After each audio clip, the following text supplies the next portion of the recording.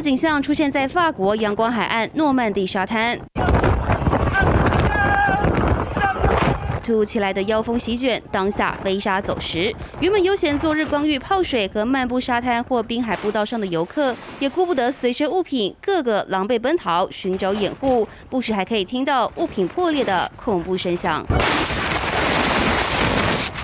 来自英吉利海海峡的冷风把游客吹得七荤八素。法国媒体用迷你龙卷风来形容，表示气象单位并没预料到会有强风来袭。事发前，当地没有收到任何警告。目击者指出，有一名31岁男子被强风刮起，撞破海边餐厅的玻璃窗，同时还有一名在海上的风筝冲浪客。店家摆放的桌椅也被四处抛飞。这阵妖风持续了20到25分钟，至少有8人受伤。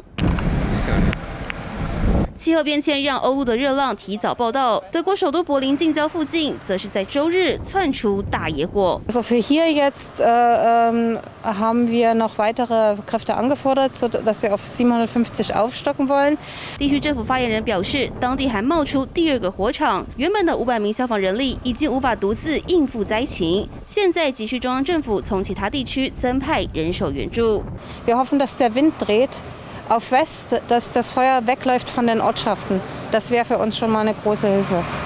当地在周日飙破38度高温，在强风助长下，野火到处冒，粗谷已经吞噬200公顷林地，当局也紧急疏散，附近地区超过600村民。